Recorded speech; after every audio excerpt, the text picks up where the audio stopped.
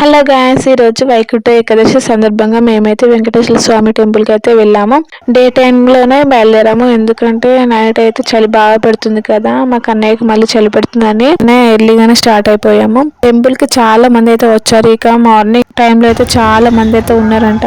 ఇప్పుడు కొంచెం ఇంకా తక్కువనే ఉన్నారు. టెంపుల్ అయితే ఎంత బాగా డెకరేట్ చేశారంటే అసలు చాలా బాగుంది. చూడడానికి అయితే ఎంత అందంగా కనిపిస్తుందో. కొబ్బరికాయ తీసుకుని వెళ్దామని అనుకుంటే అక్కడ కొబ్బరికాయను అసలు కొట్టనిస్తలేరు. సో మేము కూడా తీసుకెళ్ళలేము. ఇక అక్కడే బైక్ అయితే పార్క్ చేసుకొని గోవిందనామాల బొట్లు అయితే పెట్టుకున్నాము. క్యూ లైన్ లో వెళ్తున్నాము. మేమైతే క్యూ లైన్ లో కడితే మా కన్నయ్య కూడా నడుస్తున్నాడు క్యూ లైన్ లో. వాడిని ఎత్తుకుందామంటే అసలు ఎత్తుకొనిస్తలేడు, వాడే నడుస్తని లైన్ లోనైతే నడుస్తున్నాడు. క్యూ లైన్లలో మిల్క్ కూడా ప్రొవైడ్ చేస్తున్నారు. వాళ్ళందరూ నిల్చున్న వాళ్ళందరికీ మిల్క్ అయితే ఇస్తున్నారు. మేము కూడా మిల్క్ తీసుకొని తాగేసి, మిల్క్ అయితే ఎంత చాలా టేస్టీగా ఉన్నాయో తెలుసా, చాలా బాగున్నాయి. ఎంతైనా స్వామివారి ప్రసాదం ఏదైనా బాగుంటుంది కదా. ఇక లోపలికి వెళ్ళాము. లోపల కూడా ఫ్లవర్స్ తోటి బ్యూటిఫుల్ గా డెకరేట్ చేశారు.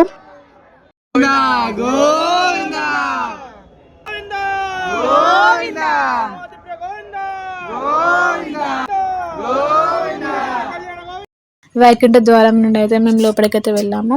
వెంకటేశ్వర స్వామి వారిని అయితే దర్శనం చేసుకొని అక్కడే ప్రసాదాలు కూడా ఇచ్చారు. అక్కడే ప్రసాదాలు తీసుకొని బయటకు వచ్చి ప్రసాదం అయితే తిన్నాము. తినిగా ఇంటికైతే బయలుదేరాము. అలాగే మీలో ఎంతమంది వైకుంఠ ఏకాదశి రోజు టెంపుల్ కి అయితే వెళ్ళారు కామెంట్ చేయండి. అలాగే లైక్ అండ్ సబ్స్క్రైబ్ కూడా చేసుకోండి. బాయ్. బాయ్ చెప్పు. బాయ్.